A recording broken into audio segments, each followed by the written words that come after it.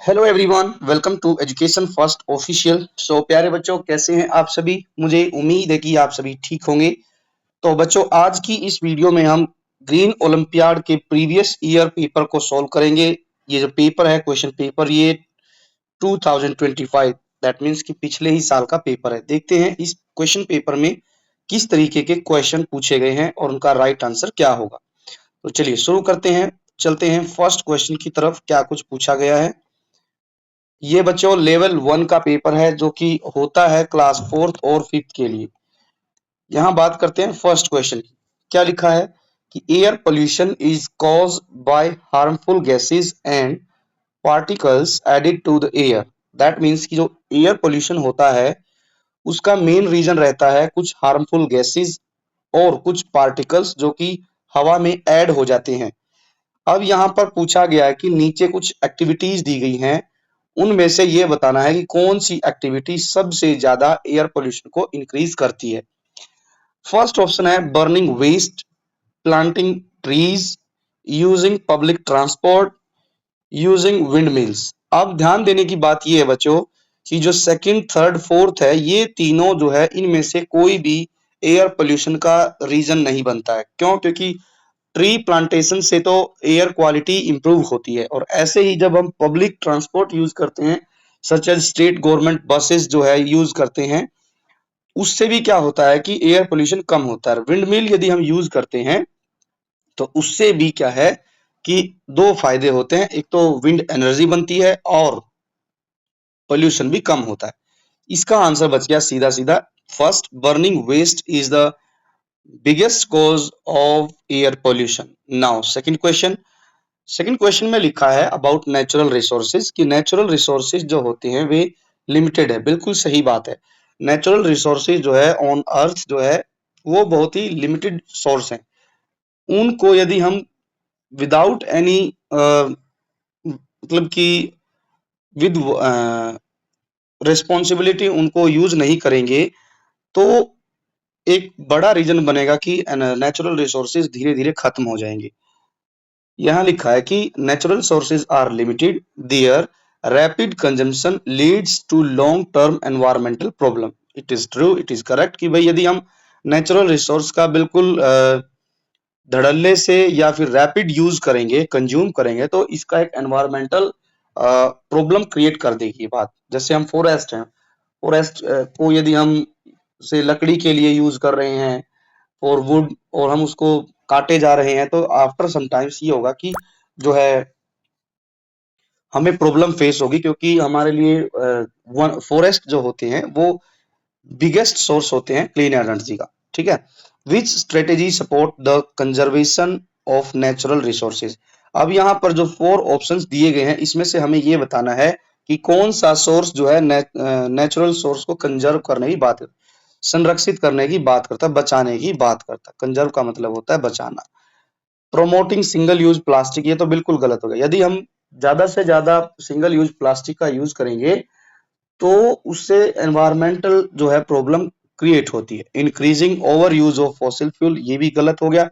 यदि हम fossil fuel कौन कौन से होते हैं, जैसे हम बात करें कोल और अपना पेट्रोल, या फिर हम बात करें डीजल, वुड, इनको यदि यूज करेंगे तो जो है नेचुरल रिसोर्स कम होंगे। बल्कि थर्ड ऑप्शन जो दिया गया है, चीजों को हमने रिसाइकिल करना है और फिर उनको रीयूज भी करना है। ठीक है।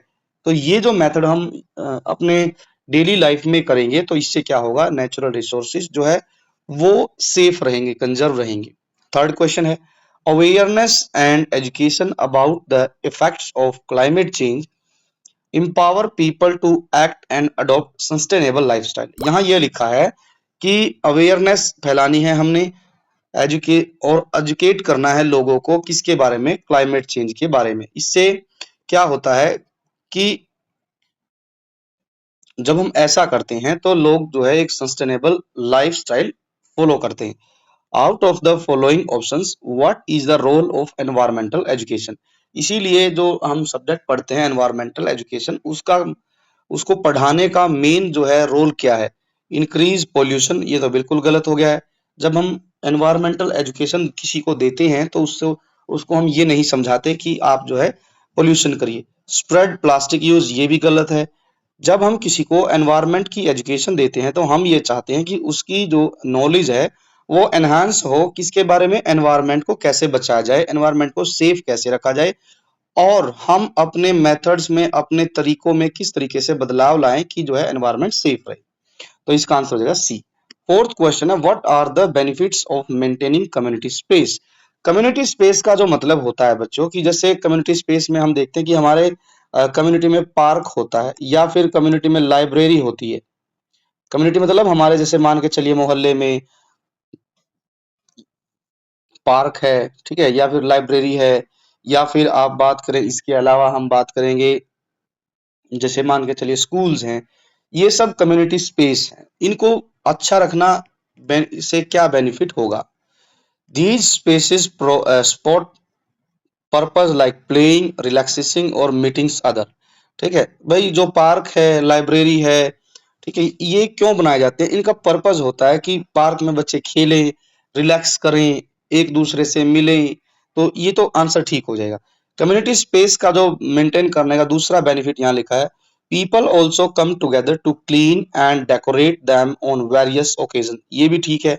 जैसे हमारे आसपास कम्युनिटी हॉल होते हैं, कम्युनिटी हॉल को मैरिज फंक्शन होता है या किसी की बर्थडे पार्टी होती है तो उसमें हम क्या करते हैं, क्लीन करते हैं और जो है उसको डेकोरेट करते हैं। तो ये भी सही बात है। These spaces offer shared experience which bring us closer and create beautiful memories. तो ये भी ठीक है। तो इसका उत्तर हो जाएगा all the option listed here are correct. जो कम्युनिटी स्पेस होते हैं, जैसे पार्क की बात करें या फिर कम्युनिटी सेंटर है जहां पर अक्सर लोग मैरिज फंक्शन, बर्थडे पार्टी या कोई और किटी पार्टी वगैरह अरेंज करते हैं, इनसे फायदा ये होता है कि लोग वहाँ इंजॉय करते हैं, रिलैक्स करते हैं, इनको डेकोरेट करते हैं, और जो है जब लोग एक दूसरे से मिलते हैं तो एक दूसरे में अ, एक ब्यूटीफुल मेमोरीज क्रिएट होती है। तो इसका आंसर होगा D. How does burying leaves in a pit help the environment. यहाँ लिखा है कि लीव्स को जब हम किसी पिट, गड्ढे में दफनाते हैं, बरिंग, बरिंग मतलब होता है कि किसी चीज को गड्ढे में दबाना। तो इससे क्या फायदा? Burying leaves in a pit helps improve soil quality by turning them into the compost. This one is correct. जब हम पत्तियों को इधर उधर फेंकने की जगह जब उनको जमीन में दफना देते हैं तो इससे क्या होता है, आफ्टर सम टाइम्स पत्तियां कंपोस्ट में बदल जाती हैं और उससे सोयल क्वालिटी इंप्रूव होती है। This one is correct. Second क्या है कि organic compost formed by bearing the leaves enriches the soil and promote plant growth. ये भी ठीक है। इसका मतलब बच्चों कहीं ना कहीं इसके सारे ऑप्शन ठीक ही होंगे। ऑल द अबव ही दिया गया है। The practice of burying leaves is an eco friendly method to enhance the quality of the environment naturally. तो इसके सभी ऑप्शन ठीक है। सिक्स्थ क्वेश्चन क्या कहता है? सिक्स्थ क्वेश्चन में लिखा है विच of the following statement is और आर ट्रू। ठीक है। The earth spin on an imaginary line called its axis. बिल्कुल सही बात है कि जो हमारी अर्थ है, आपने बच्चों कभी न कभी ग्लोब देखा होगा। ग्लोब में क्या होता है, अर्थ जो बनाई जाती है इस तरीके से आप जो है देख पाएंगे उस ग्लोब को। ऐसे कुछ ग्लोब होता है हमारा। अब ग्लोब जो है पर कोई भी जो लाइन होती है वो रियल लाइन नहीं होती है बल्कि इमेजिनरी लाइन होती है।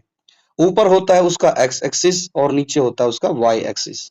नीचे एक्स सॉरी ऊपर एक्स एक्सिस, नीचे वाई एक्सिस होता है।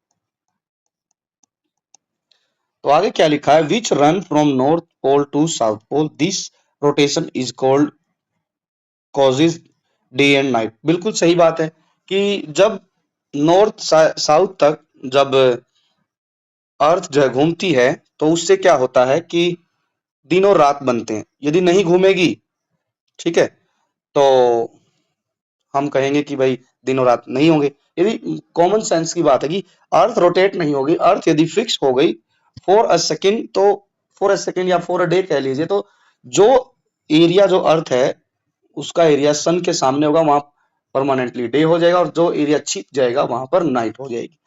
एज द अर्थ स्पिन, जब घूमती है, different parts of the earth faces the sun. ठीक है, face the sun, this make it look like the sun is rising in the east, setting in the west. ये भी ठीक है। The sun itself is not actually moving across the sky. It's the earth rotation that create this illusion. ये भी ठीक है। जो सन है बच्चों वो तो फिक्स है, लेकिन हमारी जो अर्थ है वो घूमती रहती है, ठीक है।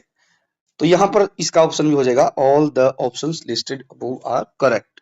ये अर्थ की रोटेशन के बारे में था कि अर्थ जो है रोटेट करती है। ग्लोब आपने देखा ही है, आप उसको देखेंगे ग्लोब को तो ऊपर उसका एक्स एक्सिस होता है, नीचे उसका वाई एक्स होता है, ठीक। चलिए आगे चलते हैं। आगे लिखा है seventh question, turning of light when not needed is a step towards. जब हमें जरूरत ही नहीं है तो हम लाइट को बंद कर देते हैं, तो एक स्टेप है किसके तरफ, टूवर्ड्स एनर्जी कंजर्वेशन। तो इसका आंसर हो जाएगा 1। नाउ नेक्स्ट है, which outdoor educational activity guides students to explore the variety of plants and animals around them and study their unique feature. Students observe the bird, leaves, and animals and spend time to play nature's game to understand the interdependence of species in nature and society. तो इस activity को क्या कहेंगे? यहाँ लिखा है कि बच्चों ने क्या किया कि एक एजुकेशनल एक्टिविटी की जिसमें उन्होंने एक्सप्लोर किया variety of plants and animals जो कि हमारे आसपास रहते हैं। तो इस एक्टिविटी को क्या कहेंगे? तो ये बच्चों नेचर ट्रेल कहलाएगा। ये तो पूरा का पूरा लेसन है क्लास फोर्थ में। क्लास फोर्थ में चैप्टर 3 ही है, चैप्टर 3 नाम ही उसका है नेचर ट्रेल।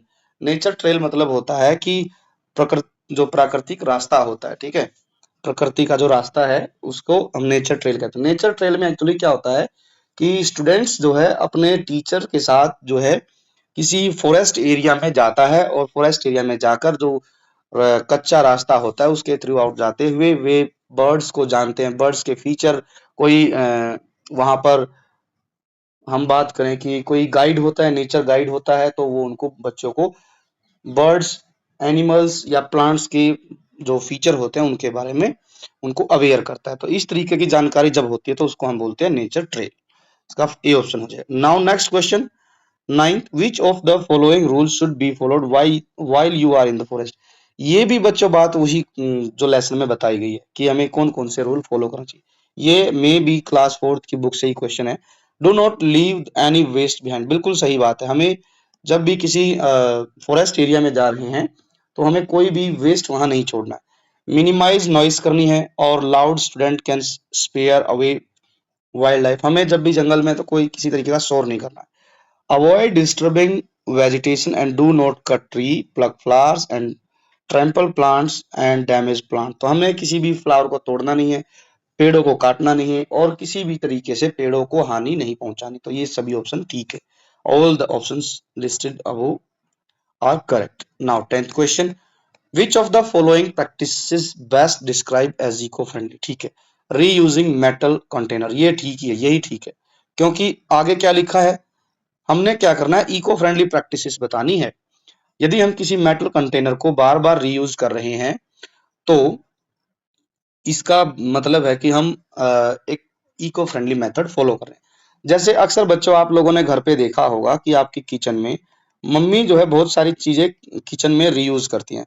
सपोज दैट आपके घर में किसी कंटेनर में घी आ गया, देसी घी। अब वो जब जैसे ही घी पूरा यूज हो जाएगा, कंटेनर खाली हो जाएगा, तो मम्मा क्या करती है, उस कंटेनर को वॉश करके उसमें कुछ न कुछ सामान डाल लेती है, ठीक है। जैसे ही डिब्बा खाली होगा तो मम्मा क्या करेगी, वार्म वाटर से उसको वॉश कर लेगी, धूप में सुखा देगी, देन आफ्टर उसमें कुछ न कुछ सामान जो है डाल देती है मम्मा। ये ऐसा करती है मम्मा। तो प्रैक्टिस है ये। मम्मा को पता है कि मम्मा जो है एक इको फ्रेंडली मेथड यूज कर रही है। ओवर कंजम्पशन ऑफ गुड्स, ये गलत है। यूजिंग प्लास्टिक बैग गलत है। एक्सेसिव एसी यूज, ये भी गलत है, क्योंकि ज्यादातर मात्रा में हम एसी को चलाएंगे तो इससे क्या होता है कि एनर्जी ज्यादा क्या है, खर्च होती है, इलेक्ट्रिसिटी ज्यादा लगती है। Waste reduction and recycling efforts will minimise landfill waste, leads to sustainable waste management, ठीक है। As per the hierarchy of waste management 3R stand for. 3R जो होती हैं वो होते हैं रिड्यूस, रीयूज एंड रिसाइकिल। तो ये पहला ही ऑप्शन हो जाएगा। ये भी लगभग, ये क्वेश्चन भी बच्चों लगभग क्लास फोर्थ की बुक में दिया गया है, वहां पर 3R समझाया गया है। तो इसका मतलब होता है reduce, reuse and recycle. Next question है, desert is a dry place. जैसे हम बात करें इन राजस्थान, एंड गुजरात। वहां पर क्या है, ड्राई प्लेस है, एक एरिया ड्राई प्लेस है, सारा राजस्थान ड्राई नहीं है। वहां पर बहुत ही कम रेनफॉल होती है, डिफरेंट काइंड्स ऑफ प्लांट्स पाए जाते हैं that can survive on very little rainfall. तो जब डेजर्ट में बहुत कम बारिश होती है तो वहां पर पाए जाते हैं कैक्टस। ठीक है, तो इसका आंसर हो कैक्टस। पाइन ट्री पाए जाते हैं इन हिली एरिया। ठीक, और जहां पर मॉडरेट रेनफॉल होता है, like in Haryana, like in Uttar Pradesh, some part of Uttar Pradesh, ठीक है, तो वहां पर जो है हम बात करें, आपको मॉडरेट रेनफॉल वाले प्लांट्स देखने को मिलेंगे। नेक्स्ट है विच of the following statements hold true for the river water dams. ठीक है, डैम क्या होते हैं, एक जाइंट वाल होती है, क्या करती है, जो कि रिवर के पानी को के फ्लो को रोकती है, बिल्कुल सही बात है। A dam stores water in a reservoir, ये भी सही बात है। जहां पर डैम बनाया जाएगा, सपोज दैट ये रिवर फ्लो कर रही है, यहाँ हमने क्या किया, एक जो है डैम बना दिया, एक मोटी सी दीवार बना दी, तो इसके पीछे हमें क्या करना पड़ेगा, एक रिजर्वायर बनाना पड़ेगा जिसमें हम पानी को स्टोर कर सकें।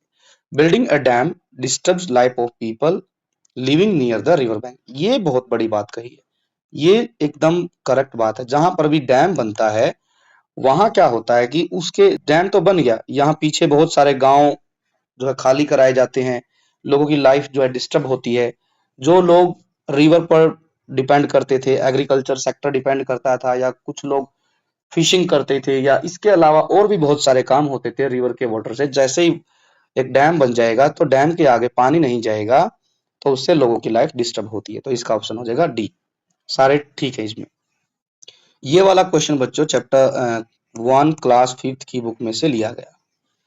Which value is demonstrated by switching from using personal car to public transport? Yes, यदि आप पर्सनल कार से पब्लिक ट्रांसपोर्ट को यूज कर रहे हैं, स्विच कर रहे हैं, तो ये बताता है कि आप जो है एनवायरमेंटल कॉन्सिक्वेंसेस के बारे में जानते हैं। ठीक है, कन्वीनियंस, लग्जरी एंड वेंटिलेशन, ये तीनों ऑप्शन गलत हैं। जब हम पर्सनल कार को छोड़कर पब्लिक ट्रांसपोर्ट को यूज करते हैं तो हम एनवायरनमेंट के जो हार्म है, नुकसान हो रहे हैं, उनको हम कम करने की तरफ बढ़ रहे हैं। आगे है Portuguese traders introduce a flower to India in the early 16th century. ये बच्चों क्लास 5th की टेक्स्ट बुक में से क्वेश्चन लिया गया है। जो पोर्चुगीज थे वो हमारे यहाँ केरल के तट पर आए थे, जिसका नाम है कालीकट, और उन्होंने इंट्रोड्यूस किया था भारत में मैरीगोल्ड। यहाँ जो डलिया ढलिया लिखा गया है ये गलत है बच्चों, मैरीगोल्ड आएगा इसका option. The white fur helps rabbits in concealing themselves in the snow. अच्छा ठीक है, यहाँ लिखा है कि जो रैबिट होता है जो कि बर्फीली जगह में रहता है, उसके ऊपर व्हाइट फर आते हैं, वो उसकी हेल्प करते हैं छिपने के लिए। सेवरल एनिमल्स यूज, इस तरीके का जो मेथड है बहुत सारे एनिमल्स यूज करते हैं। जैसे हम बात करें स्नो लेपर्ड भी ऐसे ही होता है। ठीक, this as mechanism to protect themselves from predator. ठीक है, what is this ability to blend with the surrounding cold? This one is called camouflage। ठीक है, जब कोई जानवर बेसिकली इन हिली एरिया जहां पर स्नोफॉल होती है ड्यूरिंग विंटर, तो वहां पर ऐसे जानवर पाए जाते हैं जो कि जिनकी स्किन पर व्हाइट फर होती है, और व्हाइट फर होने से क्या होता है कि वे बर्फ में छिप जाते हैं आसानी से और वो अपने आप को बचा पाते हैं, तो इसको कहते हैं कैमोफ्लेज। नेक्स्ट है 17th question, birds travel long distances for food during winter season. जो बर्ड्स विंटर सीजन में फूड के लिए, शेल्टर के लिए बहुत दूर दूर तक ट्रेवल करते हैं, उसको कहते हैं माइग्रेशन। हंटिंग तो होता है शिकार करना, ब्रीडिंग होता है जो है जन्म देना, जंपिंग कूदना, तो इसका आंसर हो गया माइग्रेशन। नेक्स्ट क्वेश्चन क्या कहता है, eco tourism is defined as environmentally responsible travel to natural areas in order to enjoy and appreciate nature that promotes conservation। ये वाला क्वेश्चन बच्चों क्लास 5th की तवाऊ की जो बुक है उससे लिया गया है, ये टर्मिनोलॉजी ही लिखी गई है कि जो इको टूरिज्म होता है वो क्या करता है, जो ये डिफाइन करता है कि environmentally responsible travel to natural areas. जो नेचुरल एरियाज हैं, जैसे suppose that in hilly area आप देखेंगे इको टूरिज्म को बढ़ावा दिया जा रहा है, तो उसमें क्या होता है कि हिली एरिया में जो फॉरेस्ट हैं, ट्रैक हैं, वहां पर जो ट्रैवलर जाते हैं उनकी रिस्पॉन्सिबिलिटी भी होती है कि वे एंजॉय भी करें और वहां पर पेड़ पौधों को बचाएं भी, सेफ सुरक्षित रखें। You are an eco tourist, if you are, आप क्या कर सकते हैं यदि आप एक इको टूरिज्म प्रमोटर हैं, इको टूरिस्ट हैं, तो आपकी रिस्पॉन्सिबिलिटी क्या क्या? Throwing garbage and littering the natural area, गलत, ये तो सबसे गलत है। यदि हम इको टूरिस्ट हैं और हम ऐसे फॉरेस्ट एरिया में जा रहे हैं घूमने के लिए, ट्रैकिंग करने के लिए, तो हमारी रिस्पॉन्सिबिलिटी ये है कि हमने वहां कहीं जाकर इधर उधर वेस्ट नहीं फेंकना। Using bicycle and travelling on foot, ये ठीक है। प्लेइंग लाउड म्यूजिक, गलत, इससे क्या है वहां के वाइल्ड लाइफ जो है डिस्टर्ब हो सकती है। प्लकिंग लीव्स एंड फ्लावर्स, ये भी गलत हो जाए, तो इसका आंसर होगा बी। नेक्स्ट क्वेश्चन है, विच of the following plants is most suitable for the kitchen garden? Kitchen garden में कौन सा सबसे बढ़िया जो है रहेगा हमारे लिए? Mango tree, rose bush, tomato plant and coconut tree. तो बात की जाए यहाँ पर, तो इसका आंसर होगा कि बच्चों किचन गार्डन के लिए सबसे जो सुटेबल रहेगा वो हम बात करेंगे क्या के प्लांट की। तो हम लिखेंगे यहाँ पर टोमेटो प्लांट, ठीक है। ये मैंगो ट्री नहीं होगा, टोमेटो प्लांट हमारे लिए सुटेबल रहेगा क्योंकि हम किचन गार्डन बना रहे हैं घर में। नेक्स्ट है, the earth has three major interconnected physical component, that is the gaseous layer. Gaseous layer को तो बच्चों हम एटमॉस्फेयर बोलते हैं, ठीक है, ये तो हम जानते हैं सभी। हाइड्रोस्फेयर, लिथोस्फेयर नहीं, बल्कि एटमॉस्फेयर। ये है 21st क्वेश्चन, क्या लिखा है, have you ever seen a turtle और टोर्टोइज? देखो, टर्टल और टोर्टोइज में क्या अंतर होता है? टर्टल जो होता है बच्चों वो बेसिकली पाया जाता है in ocean, fresh water source like river and lake and come ashore. और वो क्या करता है टर्टल, वो इनके अशोर एरिया में, मतलब जहां पर रिवर बैंक है या फिर ओशियन का जो किनारा है वहां आता है मेनली अंडे देने के लिए, ठीक है। तो इसका सबसे बड़ा उदाहरण है बच्चों एक कछुआ है जिसका नाम है लेदर बैक टर्टल,